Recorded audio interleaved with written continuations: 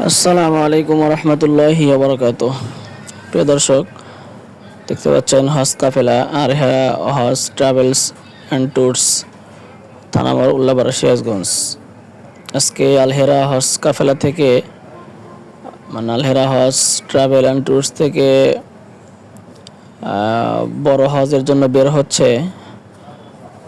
মোটামুটি উল্লাপাড়া আমাদের এখান থেকে বের হচ্ছে প্রায় 40 জন। এবার ঢাকা থেকে আসে, এছাড়াও আরও কিছু আছে। তো সব মিলেই বড় হজের নিয়ত করেছে, আল্লাহ তাআলা হয়তো কবুল করেছে, তারা যাচ্ছে। আমার বড় ভাই সাথে আছে, শামীম রেজা, আর হেরা হজ ট্রাভেল অ্যান্ড ট্যুরসের পরিচালক। আর বাসের মধ্যে যাত্রীগণ উঠে বসে আছে, কিছুক্ষণের মধ্যেই বাস ছেড়ে দিবে। তো আর মনে হয় দুজন বা একজন যাত্রী বাকি আছে, যার জন্য গাড়ি এখনও ছাড়তে পারেনি। তো এই যে হাজি সাহেবরা যদিও এখনও হাজি হয়নি, তারপর নিয়ত তো করেছে, আল্লাহ তাআলার রাস্তায় বের হচ্ছে। তো ওনারা সবাই যার যার সিটে বসে আছে। হয়তোবা ওই দুইজন যাত্রী আসলেই বাস ছেড়ে দেবে ইনশাআল্লাহ। এছাড়াও দেখেন এই হাজি সাহেবদেরকে অনেকেই আগায় দিতে আসছে, বিভিন্ন আত্মীয় স্বজন, ছেলে, ভাই, বাবা, দাদা, নানা, চাচা, অনেক নিকট আত্মীয় আছে, ওনারা আগায় দিতে আসছে।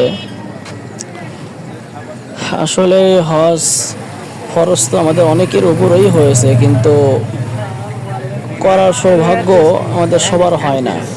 সবার টাকায় আল্লাহ তাআলা এই হজের রাস্তায় কবুল করেন না। আল্লাহ তাআলা যাকে পছন্দ করেন একমাত্র তার টাকাই, তার সম্পদই একমাত্র আল্লাহর রাস্তায় কবুল করেন।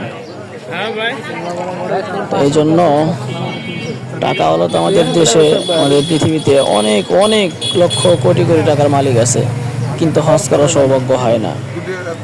তো এটা ইসলামের বড় একটা বিধান।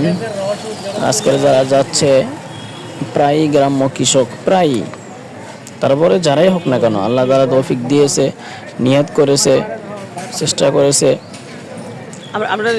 আমরা সকলে তাদের জন্য দোয়া করব, আল্লাহ তাআলা যেন তাদের হজকে কবুল করে নেয়।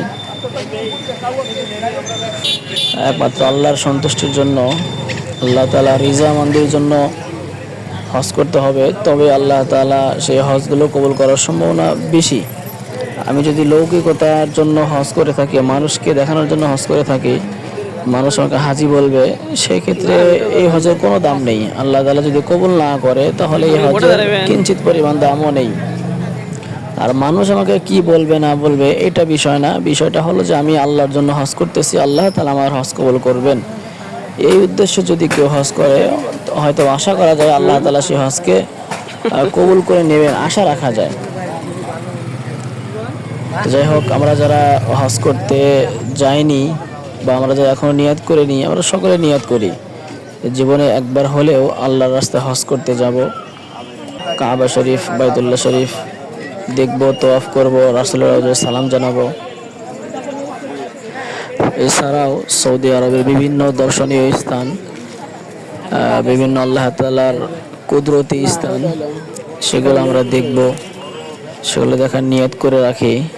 মোট কথা, আল্লাহ তাআলা যেন আমাদের হজের উদ্দেশ্যে কোনো না কোনো একদিন সৌদি আরবে নিয়ে যায়, মক্কা শরীফে, কাবা শরীফে নিয়ে যায়।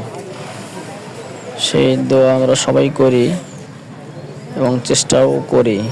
অনেকের সম্পদ নাই, মাল নাই, কিন্তু নিয়ত করে রাখছি যে আল্লাহ তাআলা কোনো একদিন ধন সম্পদ দিলে হজ করতে যাব।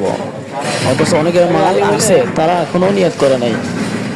এই জন্য আমরা নিয়ত করি, যাদের মাল আছে, যাদের মাল নেই, উভয় নিয়ত করে রাখি যে আল্লাহ তাআলা যেন আমাদের কোনো না কোনো একদিন, মৃত্যুর আগ পর্যন্ত হলেও, আমাদের এই হজ করা, উমরা হোক, বড় হজ হোক, আমাদের এই হজ করার মতো তৌফিক দান করুন। সকলে বলুন আল্লাহুম্মা আমিন।